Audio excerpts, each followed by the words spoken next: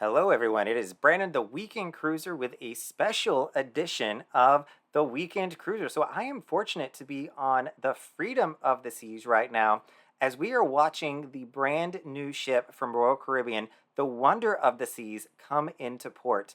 Now, a few details about this ship. Now, it is huge. It is an Oasis class ship, and it is the largest in the fleet at this time, making its premiere or debut run to the Bahamas, and here you see it coming into the port of Nassau.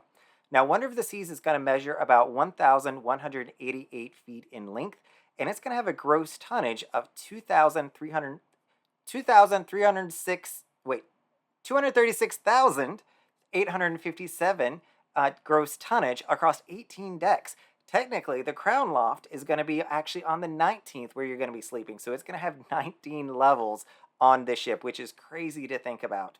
It can accommodate 5,734 passengers at double occupancy, and when at max capacity, it can get 6,988 passengers, almost 7,000 guests on this ship, in addition to the 2,300 crew members that are also on the ship.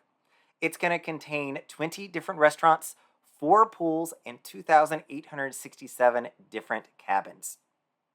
Now, this ship is the largest in the fleet by about 30 meters. So every time they make one of these Oasis class ships, they always like to make it a little bit bigger, and this one is no exception to that.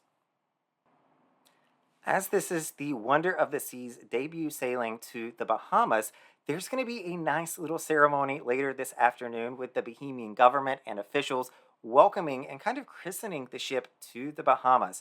So you'll see at the end of this video, there's some tents set up, and it's got a very big fanfare to it where they're going to welcome the ship. So they'll probably give a plaque of some kind, cut a ribbon, and really dedicate this moment for the Wonder of the Seas on behalf of the Bahamian people.